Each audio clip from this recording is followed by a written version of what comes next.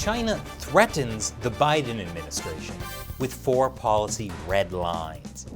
Plus, China's dangerous monkey business. That and more on this week's China News headlines.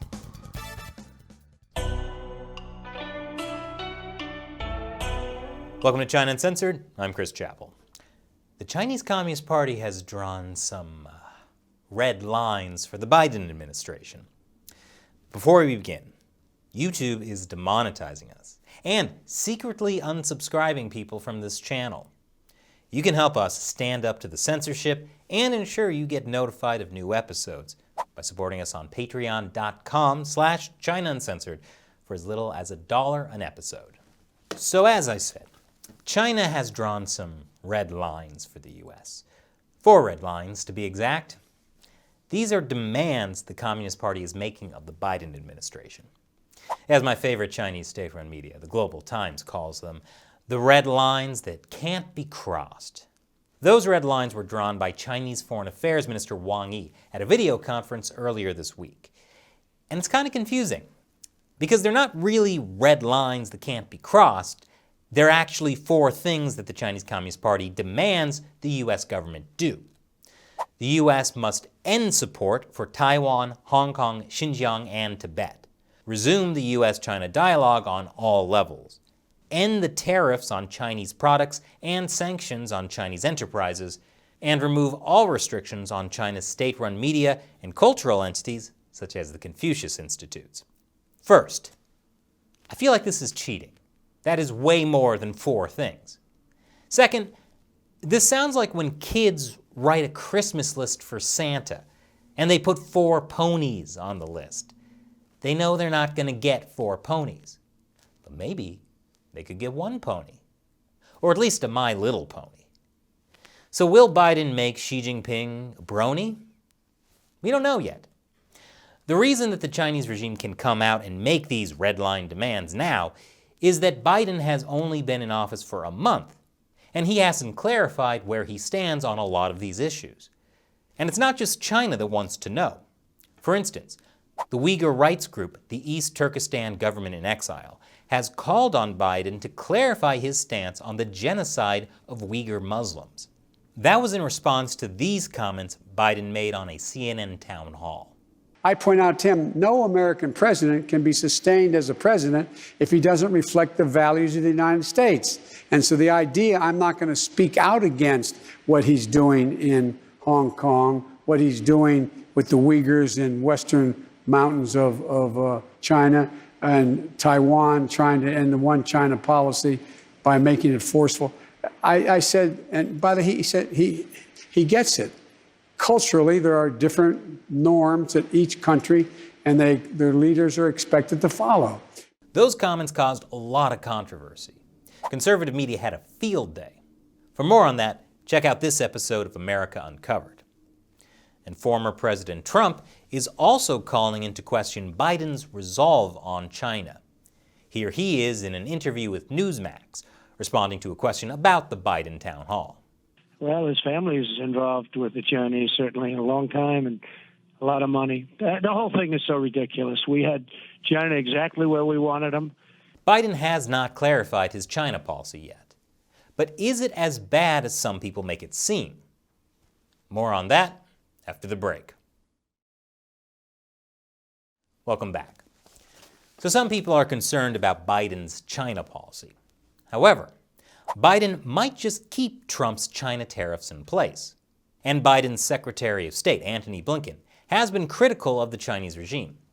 He's called out the genocide of Uyghurs in Xinjiang. And in a recent interview, he also said China needs to come clean on the coronavirus pandemic. He said it requires countries to be transparent. It requires them to share information. It requires them to give access to international experts at the beginning of an outbreak, things that, unfortunately, we haven't seen from China. And State Department spokesman Ned Price expressed concern about a new Chinese law that explicitly allows its Coast Guard to fire on foreign vessels. Price said, "We are further concerned that China may invoke this new law to assert its unlawful maritime claims in the South China Sea." So at least as far as talking points go, the Biden administration doesn't seem to care too much about China's 4 red lines. But it's unclear what kind of actions they plan to take. But the good news is that right now, standing up to the Chinese Communist Party has bipartisan support. This week, U.S. Senate Majority Leader Chuck Schumer said he wants a bill to counter China. Specifically, he told lawmakers to start drafting a legislative package to outcompete China and create new American jobs. That sounds nice and all, Mr. Schumer, but with the tough on China stance, have you ever thought about all the wealthy Americans who might lose their investments in China? Meanwhile, it turns out China gave U.S. diplomats anal COVID tests in error. In error. A butt dial is an error. A butt swab isn't something that just happens. Oh, sorry, I was going for your nose, but then I slipped.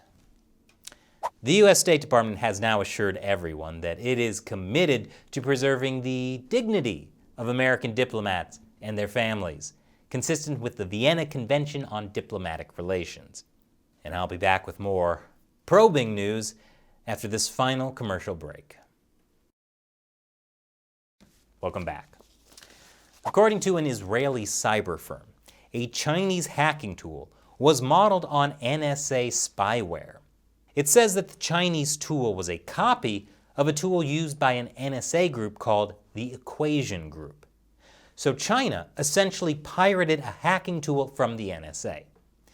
The Tel Aviv-based firm hypothesized that Chinese spies may have obtained the code during an Equation Group operation against a target in China, captured it while monitoring an Equation Group attack on a third party, or acquired it during a Chinese operation against the Equation Group. So basically, everyone in this story is terrible. And speaking of everyone is terrible, UK Prime Minister Boris Johnson is rejecting a boycott of the Beijing Olympics, despite all the genocide. According to the BBC, Mr. Johnson said the UK was leading international action in the UN to hold China to account. International action in the UN. So Boris Johnson is planning to accomplish nothing. Sure, his government is demanding China give the United Nations urgent and unfettered access to Xinjiang to investigate. But China is treating that about as seriously as Johnson is treating the Olympic boycott. While we're on the topic of getting the UN to investigate stuff, let's talk about the World Health Organization. Everyone's favorite international health organization just got a bit scummier. The Guardian recently obtained an internal World Health Organization document that admitted China did little to hunt for the origins of the coronavirus. That's the kind of information that would have saved lives. And yet, the WHO spent months praising the Communist Party publicly. If I had COVID-19, I want to be treated in China. I'm so glad Biden announced he wants to keep the U.S. as the WHO's biggest funder. Now this will shock you, but the Chinese Communist Party has betrayed the Vatican. Curse your sudden but inevitable betrayal. It's probably something that the Pope would never say. You see, the Vatican and the Chinese Communist Party have argued for years over who has the right to appoint Catholic bishops in China. The Vatican thinks it's the job for the Catholic Church. The Chinese Communist Party thinks it's a job for the atheist Chinese Communist Party. Makes sense. But after careful negotiation, the Pope agreed to a deal with the Chinese regime. What was the deal? Well, the details were never made public. But I'm guessing the Chinese regime has broken whatever agreement they had. According to new rules that will take effect on May 1st, China's state-run Catholic Church and Bishops' Conference will select, approve, and ordain Episcopal candidates with no mention of the Vatican's involvement in the process. You'd think the Pope, as the head of the Catholic Church, would know that deals with the devil usually work out in the devil's favor. But I guess the Holy See didn't see it coming. Last week, the Chinese Communist Party admitted that at least 4 Chinese soldiers died during a border clash with India last year.